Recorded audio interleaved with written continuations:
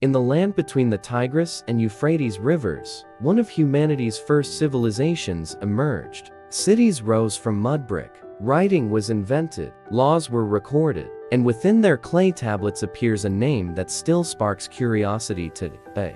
The Anunnaki, not aliens, not supernatural mysteries, but figures embedded in the political and cultural structure of ancient Mesopotamia. The Anunnaki appear in texts from ancient Mesopotamia, particularly in the literature of the Sumerian civilization around 3000 BC. This was one of the earliest urban societies in world history. Cities such as Ur, Uruk, and Lagash were governed by complex administrations. Religion was deeply integrated into political life, but in this context, religion functioned as governance, identity, and social order, not just belief. The term Anunnaki roughly translates to the princely offspring or descendants of An, referring to An, the sky deity. In Sumerian cosmology, in early texts, the Anunnaki were a group of high-ranking divine figures associated with authority and cosmic order. Over time, their roles evolved. In some texts, they were linked to the heavens. In later Akkadian and Babylonian traditions, they were connected to the underworld. In administrative hymns, they symbolized legitimacy of kingship.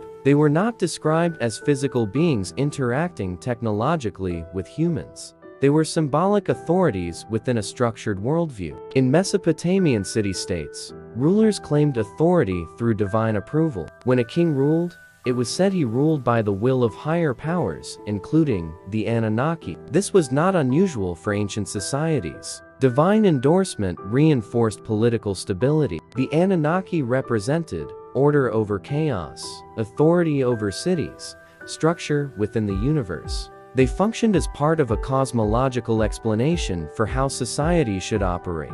References to the Anunnaki appear in Sumerian hymns, royal inscriptions, and later in the Akkadian epic tradition. One important literary source is the Epic of Gilgamesh, one of the oldest surviving works of literature. In these texts, the Anunnaki appear not as explorers or engineers, but as part of a mythological framework explaining mortality, natural disasters, kingship, fate. Their presence reflects how ancient societies interpreted the world around them. In the 20th century, some writers reinterpreted Mesopotamian texts through a modern lens, suggesting extraterrestrial meanings. However, professional Assyriologists reject these interpretations. The original cuneiform texts do not describe spacecraft, advanced technology, or genetic engineering. They describe cosmology, hierarchy, and symbolic authority. Understanding the Anunnaki requires historical context, not modern projection. The Anunnaki were not astronauts hidden in ancient history. They were part of humanity's earliest intellectual systems,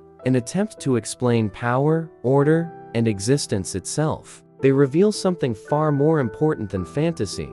They show how early civilizations structured society, how authority was justified, how writing preserved belief. The Anunnaki are not evidence of lost technology. They are evidence of the birth of complex thought. And in that sense, their true legacy is not mystery, but the foundation of civilization itself.